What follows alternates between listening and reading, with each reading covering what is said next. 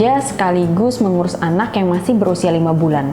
Sebagai new moms, saya masih sangat kurang pengetahuan serta pengalaman dalam mengurus anak. Khususnya ketika anak saya menangis, saya masih suka bingung kalau anak rewel harus berbuat apa dan apa penyebabnya ya. Kadang si kecil sampai mengganggu waktu tidur saya dan juga aktivitas saya sehari-hari. Mengerjakan tugas kantor pun saya jadi tidak fokus. Saya jadi mudah lelah, bahkan sampai saya merasa stres. Apalagi saya juga harus membagi waktu untuk pumping. Sebagai wanita karir sekaligus mengurus anak memang sangat berat. Terlebih lagi saya seorang new moms yang masih minim pengetahuan serta pengalamannya dalam mengurus anak. Di kantor juga saya harus pumping setiap 2-3 jam sekali. Harus pumping di sela-sela waktu kerja hingga saat mau pulang kantor. Saya juga sangat sedih sekaligus bingung, kenapa sih saya sangat sedikit sewaktu saya pumping. Si kecil pun selalu menangis. Mungkin karena kuantitas dan kualitas ASI yang saya berikan kurang baik ya bagi dia. Saya pun coba menimbang anak saya, dan hasilnya pun berat badannya tidak naik-naik. Sampai akhirnya saya merasa kalau saya ini sedang mengalami baby blues. Kemudian saya coba cari-cari informasi mengenai kondisi yang terjadi pada anak saya dan kenapa produksi ASI saya sangat rendah. Akhirnya saya mendapatkan info untuk menghubungi dokter laktasi dan membuat janji konsultasi saat weekend dengan beliau. Hai Mamsi, perkenalkan saya Dr. Rika, saya dokter laktasi dan saya sudah berpengalaman 11 tahun di bidang laktasi. Dok, kenapa ya bayi saya itu sangat rewel dan saya juga merasa menjadi lebih emosional? Sebenarnya ada beberapa hal nih Mamsi yang membuat bayi ini menjadi rewel. Misalnya karena bayi itu lapar, capek, ngantuk, atau berbagai faktor lingkungan yang mempengaruhi si bayi seperti kepanasan atau kedinginan. Dan jangan lupa coba cek diapersnya penuh atau enggak dengan urin. Sebenarnya kondisi Mamsi ini umum kok. Semua ibu-ibu yang menyusui merasakan hal yang sama.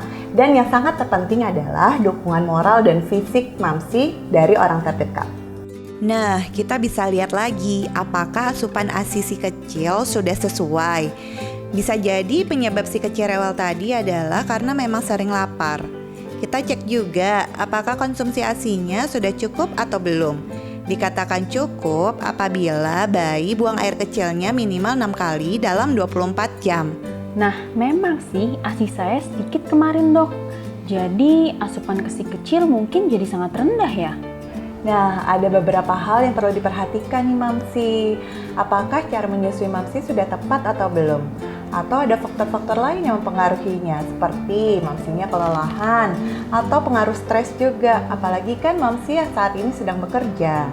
Tips dari saya Mamsi, hindari stres dan jangan overthinking. Dan menjaga kualitas makanan. Jadi Mamsi harus makanan yang bergizi. Juga istirahat yang cukup demi kelancaran produksi ASI. Dan jangan lupa, Mamsi harus banyak mencari informasi bagaimana cara menyusui yang tepat. Mamsi juga perlu tahu mengenai pijat laktasi. Karena pijat laktasi ini sangat membantu Mamsi untuk mengeluarkan hormon oksitosin agar produksinya ASI lebih lancar. Untuk membantu melancarkan produksi ASI, Mamsi juga bisa nih mengkonsumsi herba Asimor.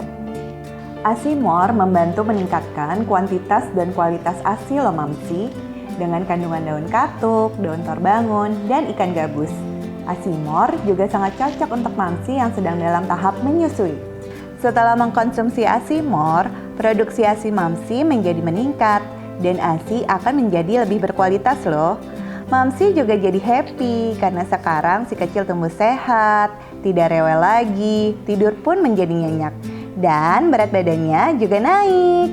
Nah, mulai sekarang Mamsi bisa nih cobain ASI booster Herba Asimor.